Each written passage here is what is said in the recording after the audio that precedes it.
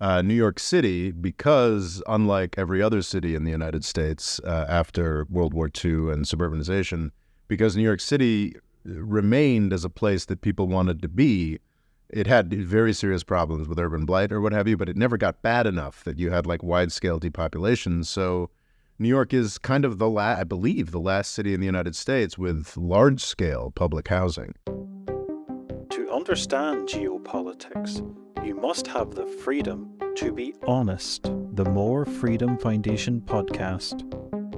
Hello, Rob. How are you this week? Not bad, Rory. How you doing? I'm doing very well, and I'm quite pleased because I've recently bought a house. That's exciting. Congratulations. It is. Well, it's a bit of a fixer-upper, so smashing out fireplaces and all the rest. But that's what brings me on to what I would like to talk about today, which is how to fix housing. I can't think of a bigger and more important topic. It's probably one of the main drivers of how screwed up U.S. politics are today, for one reason, but we can get into that later. It's a tremendously important topic, and I think it's well worth picking, Rory. Well, I think we'll focus on a city that's seen as doing it the best throughout the world, consistently voted one of the best cities to live in, and that would be Vienna. Have you ever been there yourself, Rob?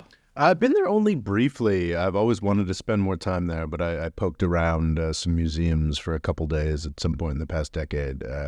Never really gotten to know it, of course, but had a delightful time for the brief day or two I was there.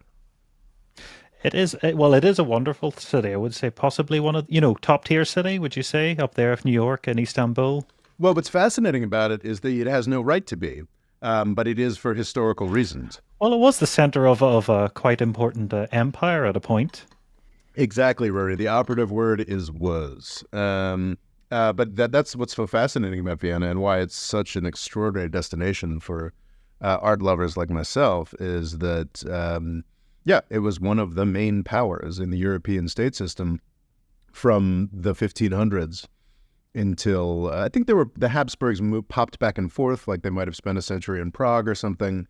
But from the 1500s until 1918, it was one of the top 3 or 4 seats of power in Europe. And the fact that it is no longer, I think, actually adds to some of the attractiveness of the place. It's a place that feels like an imperial capital. Feels it's got everything you might want, but there's a little less going on there, so it's a little cheaper. And a little cheaper for some other reasons too. Well, one of the main, if we want to start at why Vienna is such a reasonable place to live in, it seems to be very affordable compared to a lot of other big cities throughout the world. We'd have to go back to, are you aware of Red Vienna? Not super aware, but there was an incredible socialist push in the aftermath of World War I, famously brutally crushed in Germany, but it seems to have had a little more oomph and a little more staying power in Austria. Is that the case?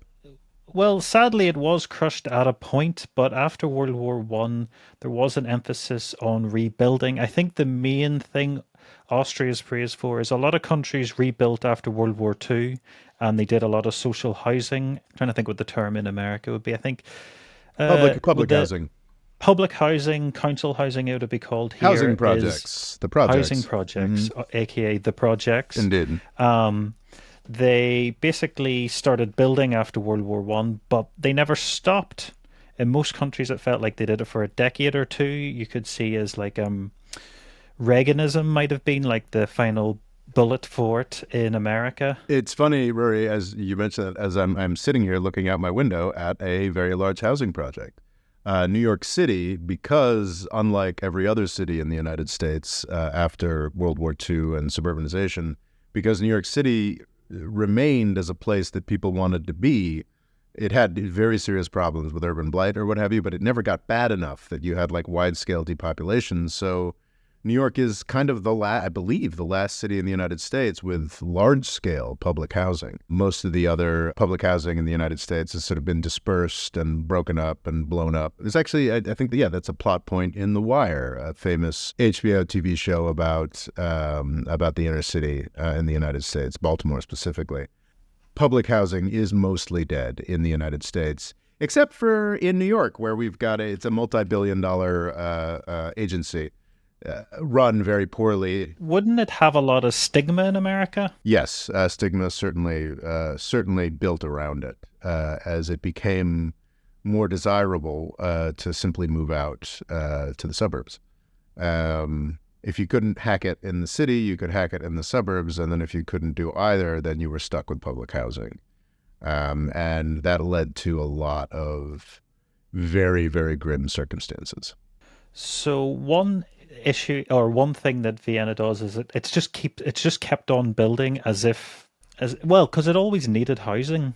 This is something it seems like it's focused on not treating it like a profit, like it's treating it as a public good, while most countries felt like, particularly English speaking countries, there seemed to be a pushback at communism. So there was this idea that you would be able to purchase your house and this is something you should work towards instead of just you being handed the money, handed the homes. I think Vienna was lucky in that it had a sort of blank slate. Obviously not entirely a blank slate. There are many very old and very beautiful buildings you can find in Vienna, but in the aftermath of World War I, the dismemberment of the Austro-Hungarian Empire that was headquartered in Vienna, there was a sort of, and especially with the advent of some socialist-leaning governments in Vienna, there was a true opportunity to sort of start things anew.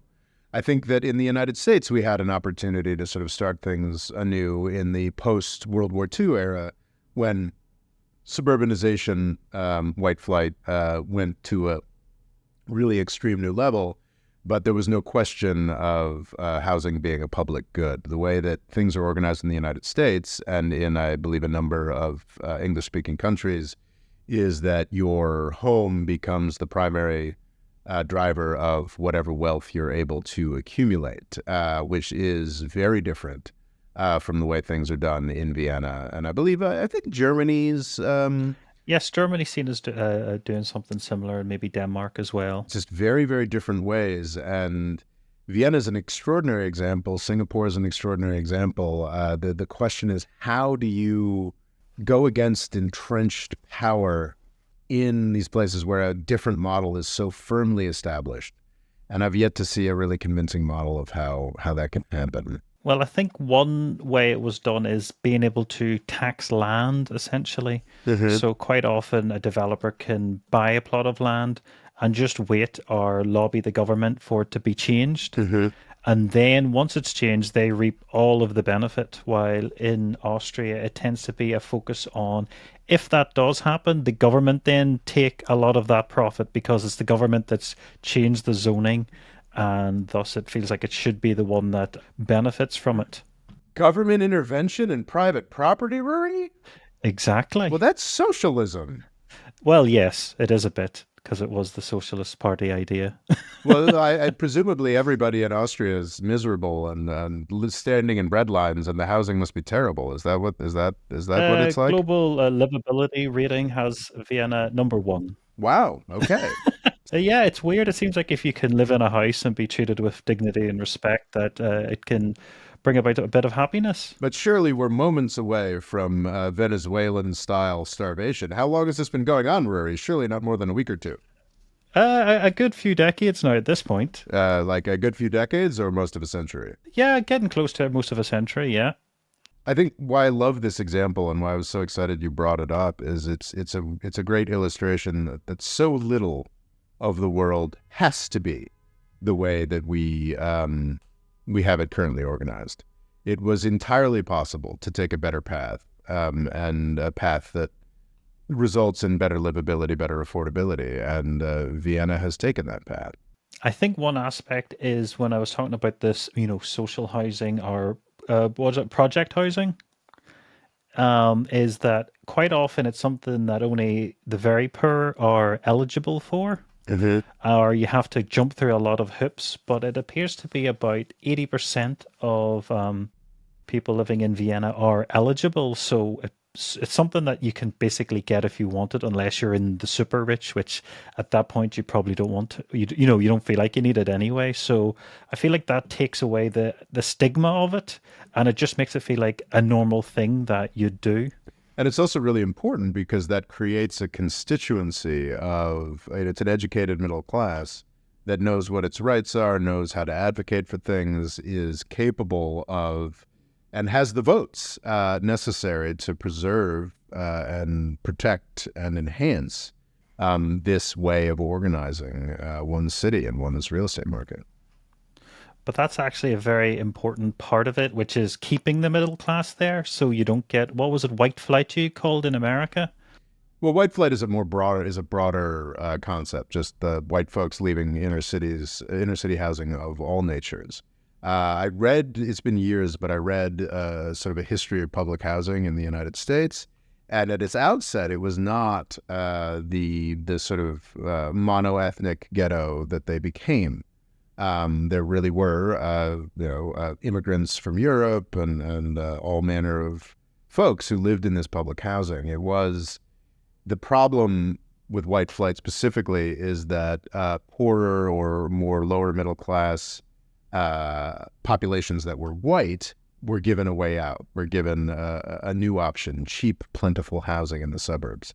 And that option was simply not available to communities of color because of explicit racism, because of historic wealth gaps, and that's sort of the white flight thing. And then it becomes sort of a self-fulfilling prophecy. Fewer and fewer middle class people, white people, live in this public housing, so the few that are left are more eager to leave because they begin to feel like they're on the outs. The quality of the because of that lack of resources, that lack of, sometimes racism based, sometimes simply time based, that lack of ability to influence local government, the housing stock declined. And that's what we saw in city after city in the United States. And that's certainly part of the broader phenomenon of white flight, but it's not specifically applied to public housing in its use in the U.S.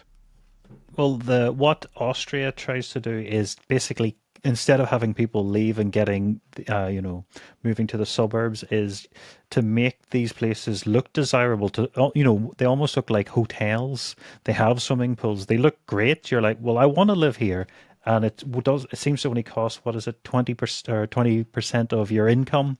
There's various different structures of housing, but for the generic public housing, quite often it's just like will take so much of your income regardless of what you're making, and that'll include utilities. So it says the average in Vienna is 600 euros a month. Wow. And to give a context, I think Ireland's something like 1,600. So what, three times more? I don't know anybody in New York who pays less than $2,000 a month to live here. That's So yeah, I've heard extraordinary. that a big issue that America's having is a lot of people are paying about half or more of their wage on just, you know, idling, paying someone else's mortgage. The problem is that we've organized, I think the home ownership population in the United States is somewhere around 58% or something along those lines. So you've got 58% of the population that has all of its wealth wrapped up in this physical property that they own and desperately does not want a Vienna type situation. They do not want options for renters to be increased. They do not want more housing to be built. They don't want any of the healthy things that we would be nice to see and nice to do. It is against their interests for there to be more options, because then the prices of the already existing housing stock that is owned by people would go down. And that's really gross sort of catch-22 that's at the center of a lot of U.S. pathologies, political and social. Oh, yes. This is. Also, the people that own houses quite often feel like, oh, it's worth so many 100,000, aren't I wealthy? But you have to then, if you were to sell that, then move somewhere else. So you're quite often no better off if you stay in your same location. Or if you move out, you might go, oh, I like that old house. It's different if you have hundreds of properties, then you're, really making money. Yeah, it's that's an interesting tension in the U.S. market now, as people are really want to blame private equity. Private equity is coming in and buying up all these single family houses, and I'm sure that's a real dynamic. But I mean, really fundamentally, like I have a surprising number. I went to a nice school, and I have a lot of friends from college, and we're all middle aged now, and most of them, not quite most, many of them own like two properties. Because the way the interest rates have worked for the past 20 years, really up until last year, it was just so cheap to buy a second house once you'd got... Well, because money was free, essentially. Indeed, and you could get a renter in there, and then you look at you, you're a real estate magnate, I have a kind of depressingly large group of college friends who are all landlords now. And they love it because it's, then I'm going to buy my third property and I can retire early. It's a great deal for the people. Why work when someone else can do the work for you? Exactly. It's a great deal when you can get on that housing ladder. So it's not just, though I'm sure the private equity element here is a problematic one. It's just it's easy for those who already have to get more. And as the prices go up, those who do not have, those who have not made it onto the housing ladder, find it more and more prohibitively difficult to put together the down payment you need, to find the financing you'd need to actually get on that ladder. So we're seeing a very real sort of class bifurcation in a lot of, certainly in the more expensive parts of the United States. And since the COVID panic-induced real estate market boom that has certainly subsided a little bit in growth, but the prices haven't fallen significantly. We're seeing that this used to be like a California, New York problem, and is now becoming, housing affordability is now becoming an everywhere in the country problem. And if you're worried about Joe Biden getting elected in 2024, this has got to be one of the main things you're worried about, because it's one of the main things the American public is worried about.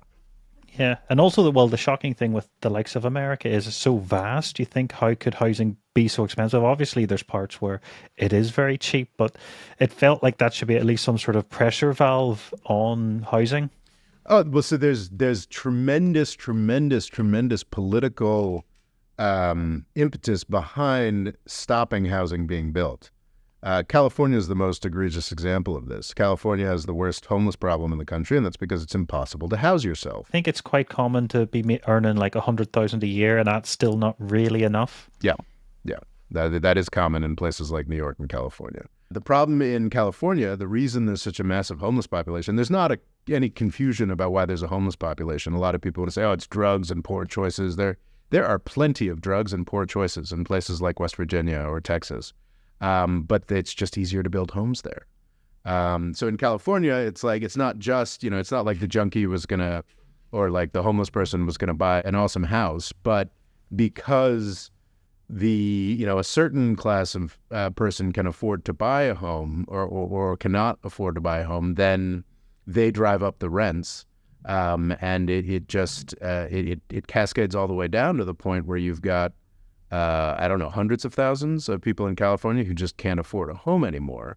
And the real big problem for Joe Biden is that after COVID, this dynamic became somewhat universal across the country. And that's a real problem.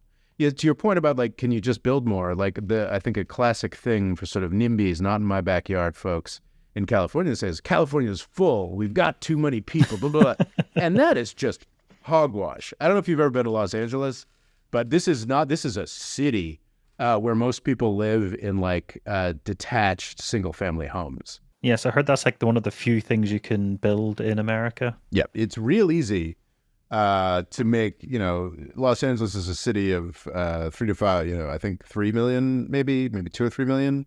It would be incredibly easy to make it a city of 10 million. You just build up. And they've actually, over the past 30 years or so, they've actually built out the beginnings of a transit or subway system. You'd have to have many more trains to make it work, but it's on the way towards working. The problem is the dynamic that I described earlier, is that you've got 59, 60% of the country that is really, really invested in nobody building more housing, because to build more housing would impact the value of their Oh investments. yeah, So there's all classic supply and kinds demand.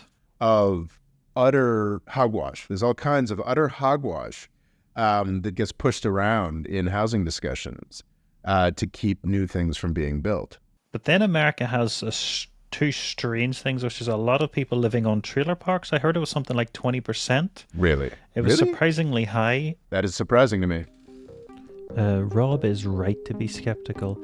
Looking around a few places like the BBC Movity, I've never heard of it either, The Guardian, a figure of around 6% keeps coming up. But that is still a lot of people. But back to the pod.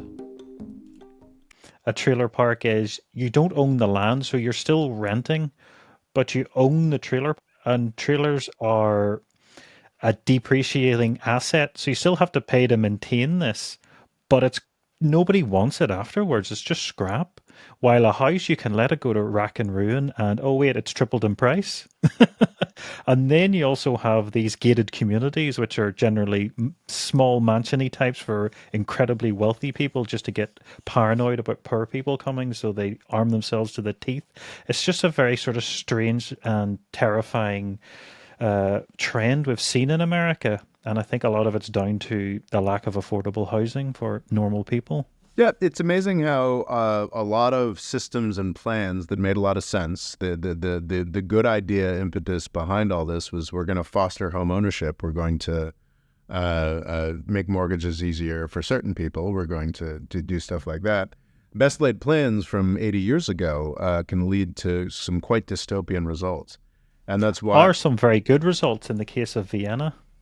True enough. There you go. There you go. Because I think so about 20... What's interesting is it obviously seems like they've done this deliberately. 25% live in municipal housing, and then 25% are renters, and then 25% own their own home. So it's not like a place where you just can't own a home.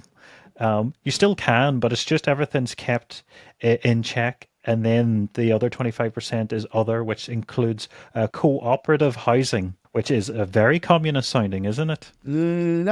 Not so much from the New York context, Roy.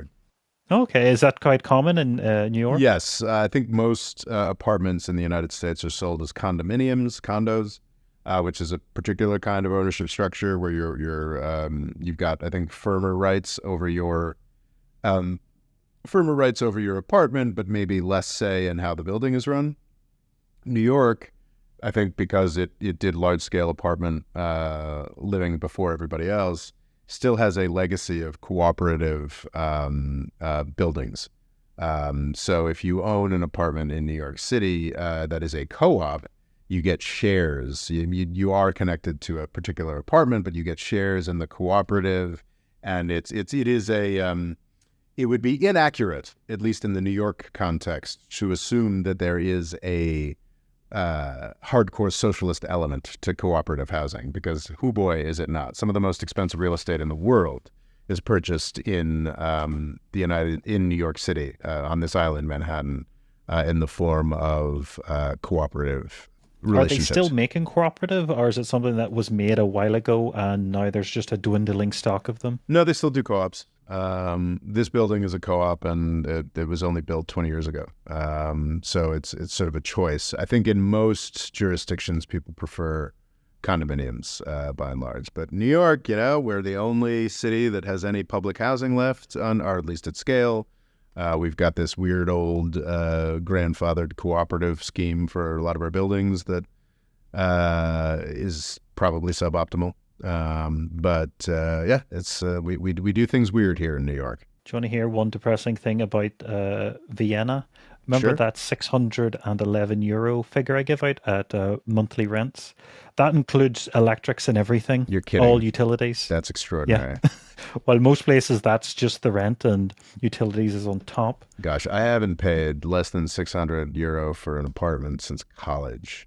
So literally at the turn of the century, when I was renting a room in a broken down shack in Ann Arbor, Michigan, I think I was paying under $600. But it's been 20, 25 years. So Yeah, that's crazy.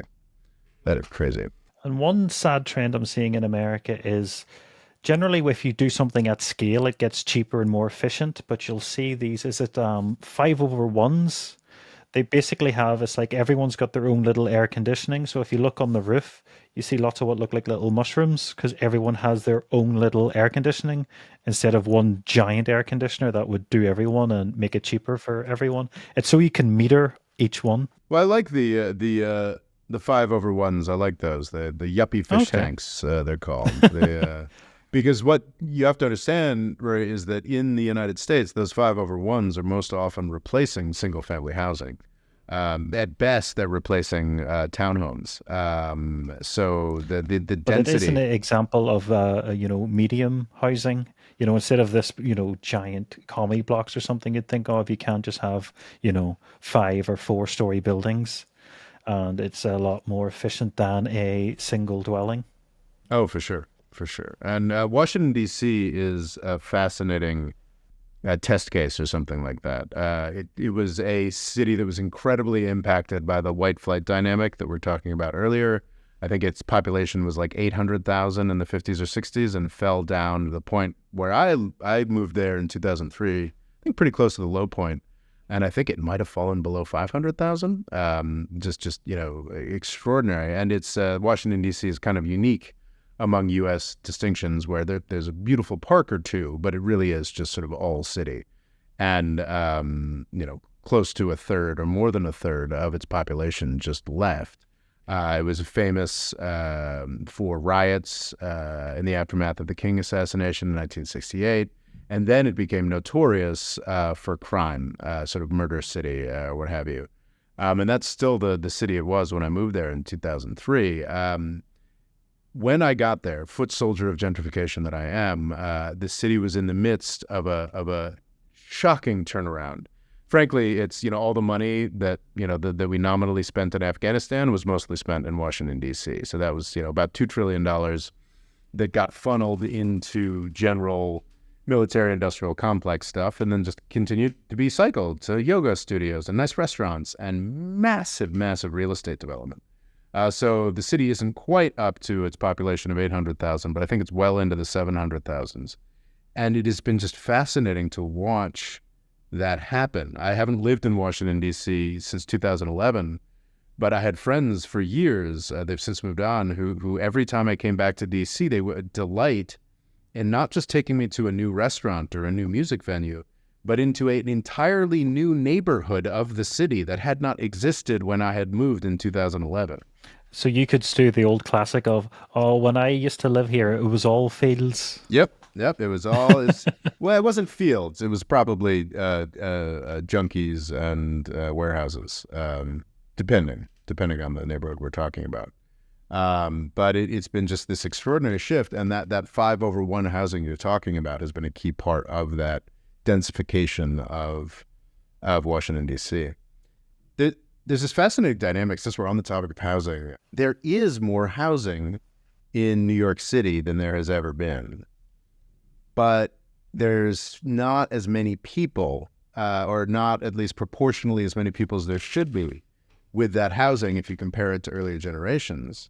And I think this is a dynamic across the United States, but certainly more extreme in New York City, because people just don't have as big families anymore. Because a lot of these units being built up, including this one, are sort of sole proprietor units.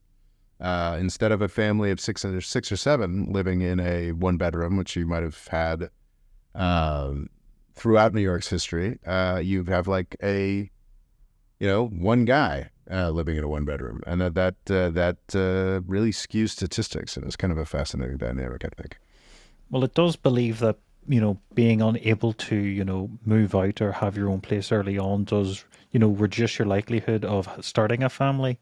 You feel like quite often it was something you got married, started a family, and then worried about life. And quite often now you worry about life and then get a house and a family.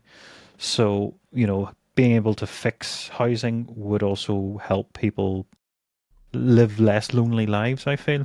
Oh, no question. And I think it gets to I mean, housing is one of the really key things that is just dramatically screwed up in the United States. I would say housing, I would say education, and I would say healthcare. Three things that are all essentially free are very well subsidized in Austria. Yeah. And are the meat of a worthwhile life. You need these things to be accessible, and that's the thing is that in the United States in the post World War II era, when these programs around subsidizing mortgages, subsidizing home ownership, what have you, got started, the abundance of land in the United States and materials and entrepreneurial gumption, this, that, and this, the other thing, meant that at the start of sort of the post World War II system, all of these things were cheap. Education was largely free up until the 70s. That overstates it a little bit, but compared to current prices, not by much. Healthcare was provided by the free market, but there was just a lot less healthcare that was provided up until, it's gotten exponentially larger amounts of services have become necessary and complexity in recent decades.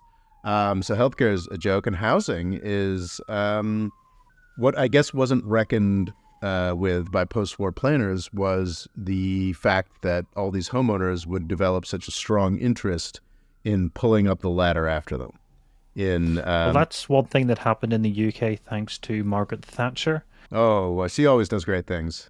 Yes. Yeah. It's both very well, appreciated, and also it did have long-term consequences, which was the fact council houses, so government housing, she gave you the option to buy it, which doesn't seem that bad at the time because it's basic, if you'd been in it for so long, it was counted as you'd pay towards it, so it would be quite cheap to buy it.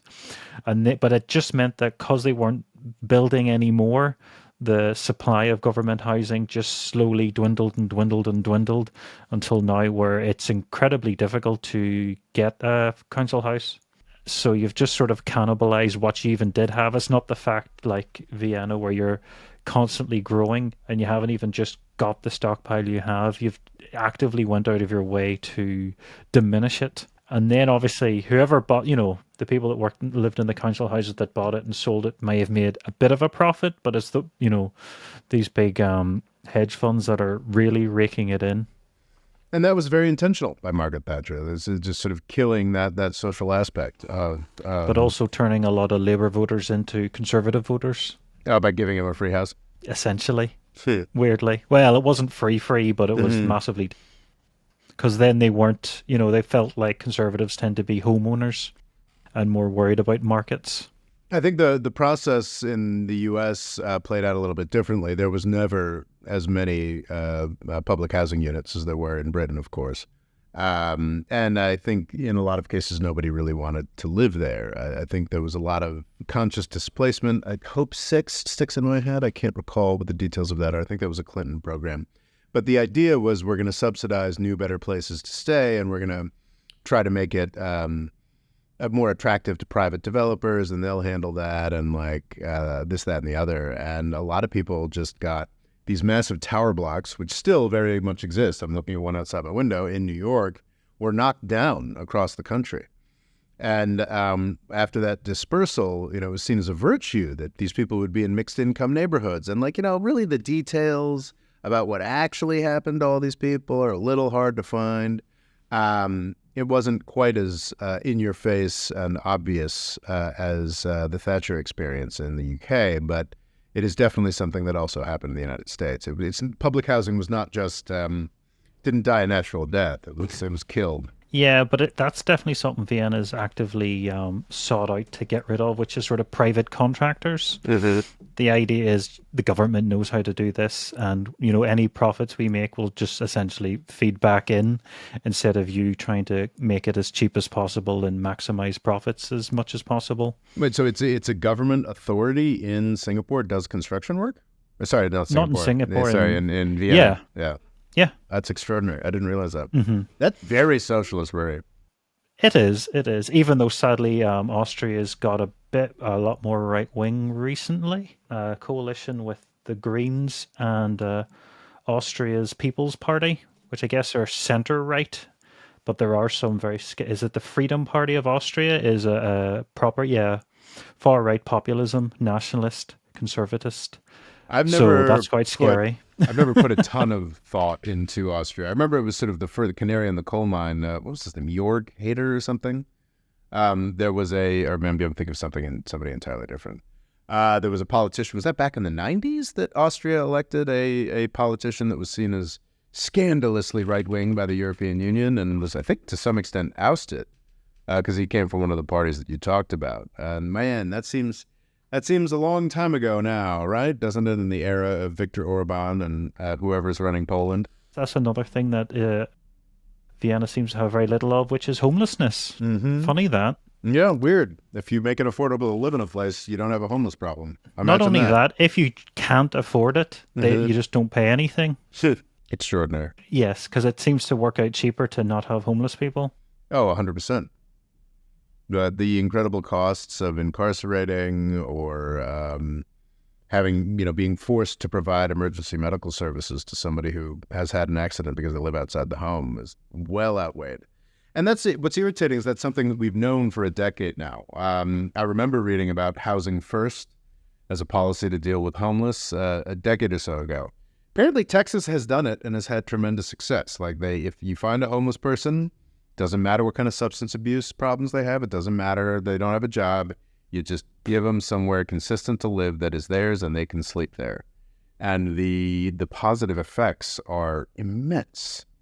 Absolutely immense, and it's a real shame that we're not trying that at scale. I think it's become a meme on the right wing that we've been talking about housing first for a decade and it's failed everywhere. There's still homeless people, and it's just so disingenuous because this has not been tried with any scale in any large scale jurisdiction, with the exception of some select sections of Texas, I believe. Yeah, it's a great policy. It gives people the flexibility they need to live lives with dignity and avoid needing to drug themselves to the gills to get through the day. And we know it works, and we continue to choose to not do it because I guess it's more important to beef up our military so we can start a war with Russia and China and Iran all at the same time. Do you feel New York is very mixed when it comes to income? Like, do you feel the rich and the poor live together cheek by jowl, or? More than they do anywhere else in the United States, that's for sure. The problem is that it's becoming so hostile for people who earn a decent normal wage. It is such an expensive city, and that has a filtering process. There is economic diversity in this city, but I think more often than not, the folks who would fill out that economic diversity at the lower echelons of that distribution are biking in from other states, other islands, far, far, far away. There are still certainly a few low-income territories in New York City, Again, I think I'm looking at one right now up here in Harlem on top of Central Park. There's just a swath of public housing buildings. But I think more and more New York City is sort of becoming a city for the wealthy, which is regrettable. Just that's something there's emphasis on in Vienna is making sure that the poor, middle class, upper class genuinely live together, live near each other and have them as neighbors. So you have a lot more cohesion. Yeah, that's important. In Singapore, man, they have you heard about this? They go Can you tell me about Singapore? Because it's a blind spot of mine. I don't know a ton about it, but I've read a number of articles over the years talking about their public housing approach. And my understanding is that somewhere between 75 and 80% of everybody in Singapore live in public housing, which is kind of extraordinary. Incredible. Kind of extraordinary. But of course, Singapore is an authoritarian state, a very successful one that I think is very U.S. aligned, so we don't hear so much about how nasty they are. But they don't just make sure there's economic diversity in housing.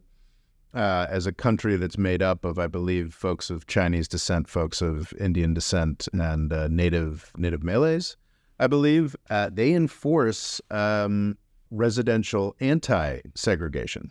So they make damn sure that you're not living in a building that's all Indian or all Chinese or all Malay, which is just fascinating to me. I don't know that that's I would perhaps argue that that is too much of a limitation on one's personal choice or what have you, but still, it's just fascinating.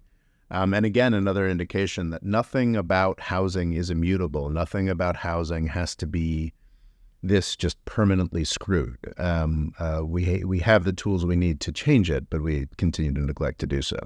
Do you feel, are there a lot of landlords in American politics? Or are they very close with the, construction lobbies?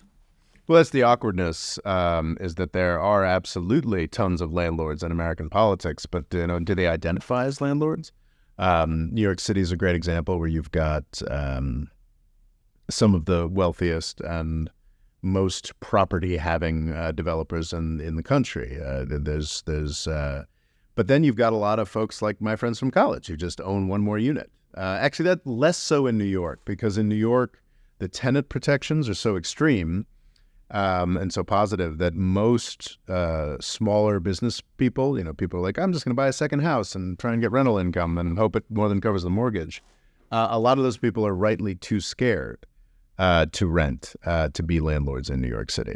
So that's certainly a limiting factor. Do you feel that's a positive limiting factor or an... I think it's a negative one. The New York has extraordinarily strong rent control, extraordinarily strong layers. I've always meant to sort of sit down and actually try to parse out what some of this is, but there's only so many hours in the day. The traditional libertarian view that I espoused when I was younger is like, it's rent control is the problem. The only reason things are expensive in New York is rent control, and that's I think just not true. It's housing. It's housing constraints. Well, I think Vienna's a great example of where rent control can be a positive. I think the problem is that it has to be part of a comprehensive system that is carefully designed. It has to be done right. It can't be a token gesture or merely on its own. And it's clear to me that like almost nobody in the United States has any interest in that kind of comprehensive planning. So it seems like it'd be nice, but it seems like it's pretty unlikely that we would ever be able to experience something similar in the United States. I do wonder if, this usually, every 5 years or so, there's talk of some billionaires going to found a city or something. I recall there was brilliant. One of those like recently. Akon was going to find, he apparently scammed a lot of African leaders, so I don't know where Akon City is going to be in Central Africa, but yes, they always sound like a disaster. Yeah, it's, but, if you really wanted to try out a new dynamic for U.S. housing, I think at this point you'd have to go found a new city. Or you could, there's plenty of Rust Belt cities that don't have anybody, they're not completely vacant, but if you wanted to set up new housing paradigms, new contractual relationships, new approaches, why not Nowhere, Pennsylvania? That's probably got an urban core that you could do a lot with. Okay, a big part of it is a central vision. It feels like they want to have something. While I feel like with a totally capitalistic system, it's quite anarchic. Nearly, it's generally just I'll do this, you do that. We'll scab each other off, and hopefully we'll be rich. And our tenants, we don't really care. Because I'm thinking of what you had said about Donald Trump, and if you were to really go after him for what he had done in housing in New York. You'd have to arrest half of anyone involved in construction in New York. Yeah, I think there's some truth to that. Extraordinarily corrupt industry, extraordinarily, and ripe for disruption. And from what you have said, New York's one of the better ones for housing in America. So think what California's like. I don't know about better. It's very difficult, especially now. It's very difficult to find a place to live in New York. I'm lucky that I'm pretty locked in here. But during COVID, Manhattan did experience a few price declines, but with the sort of opening up process, no matter how many times we had to back off of it, started from 2021, real estate prices and rents in Manhattan have just been obscene. I think probably exceeding California levels, but don't quote me on that. What piece of legislation do you see being proposed in America that you're optimistic for housing? I can't speak exactly to the minutia or whatever state bill it is, But in California, they have been taking some serious strides. The addition of accessory dwelling units, I believe is what they're called, ADUs, has a really revolutionary impact in Los Angeles specifically, but in a range of California cities. So what an ADU is essentially like a grandma apartment or even like a grandma tiny house. You've got a detached single family home, but then, with a driveway by it, but then at the end of that driveway, you can build a little sort of mini house. And there are constraints on like the size of it or what have you, but they are brand new housing units adding to density. And I think the tens of thousands have been built since this was permitted. And that's extraordinary. I mean, sure, it would be better if Los Angeles was putting up streets full of, was it 5/1s or what have you. But just the fact that every plot of land in Los Angeles, I'm not sure this may be limited to some extent, but my understanding is that now on every plot of land in Los Angeles that had a single household, you can now add a second household, which is just extraordinary. I think it's going to be great for the Californian economy. Is just a drop in the bucket and nowhere near enough to solve the homeless crisis that California is currently experiencing. But a good start, a good effort. But another emphasis Vienna has is just on having very beautiful buildings. Is that something you'd find in New York? God, no. You look at things that are built recently, and the emphasis, it depends on what you're looking at that's being built. Some truly impressive skyscrapers that I was initially irritated by. I called the first one Needle Dick Tower for a number of years, but now you've got Billionaires Row, and you've actually got, this is very strange and very risky, especially post-COVID, you've actually got some office space being built. I don't know if you've read about this, but there's calamitous oversupply of office space in New York City with remote work. There was a talk of them turning it into housing, but because buildings are so massive now, it's much harder to convert modern office blocks into housing than, say, 100 years ago. Yeah, a lot of the Wall Street proper, so in New York City, there's Midtown, which is sort of around Grand Central and focused on the sort of Connecticut and New Jersey suburbs and transit in and out. And then there's the classic business district, which is downtown around Wall Street. And that's just most largely becoming residential. It's called FIDI, the financial district. And because those buildings are so old, some of them are more amenable to residential conversions. Because I think that was when they built them originally, it was always the idea of, if it doesn't do office space, it can do housing. But now you just have things that were only built for office space. So it's very hard to convert them. Yeah, these sort of mid-century behemoth modernist towers are very hard to take a big glass curtain wall and break it up. And I think they fail the like fire code and stuff for housing. Well, I think what's key is I don't believe you're allowed to provide housing in this city without windows. Don't quote me on that. And you have like a massive trading floor or what was, just a big space for office drones. You can, you can't use that space particularly efficiently. But sorry, you're talking about the aesthetics of these buildings. Because when you were talking about white flight, that was one issue is to essentially keep middle-class people, to stop it sort of becoming a rough area, is to do their best to make these things beautiful, to make people want to be in them, to have amenities most people would associate with high-end hotels. The problem is that a lot of the aesthetic things that we associate with beautiful New York City buildings aren't really that possible anymore, just because of the amount of labor that's involved and like that degree of ornamentation or what have you.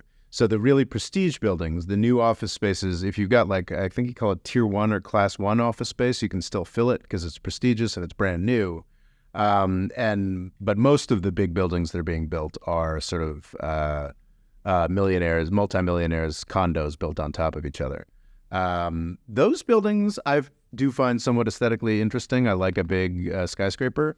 But as sort of like mass housing being built for folks, like I can't say it's particularly attractive. It's sort of there was a very big public housing building built. I think it may or may not be quite finished yet. Just 10 blocks from me, And that, I think, is 30 stories tall. And I like it. I like a big, tall building, but it already feels quite institutional. And I'd imagine that 10, 15 years from now, it may or may not. I mean, who knows? Maybe I'm wrong. Maybe it'll be a beloved example of happy, healthy architecture for people. But I can already kind of sense its future being a little bit run down. I hope I'm wrong about that, but you know. Do you feel there needs to be a dramatic focus on affordable housing with a quality of life with a central vision?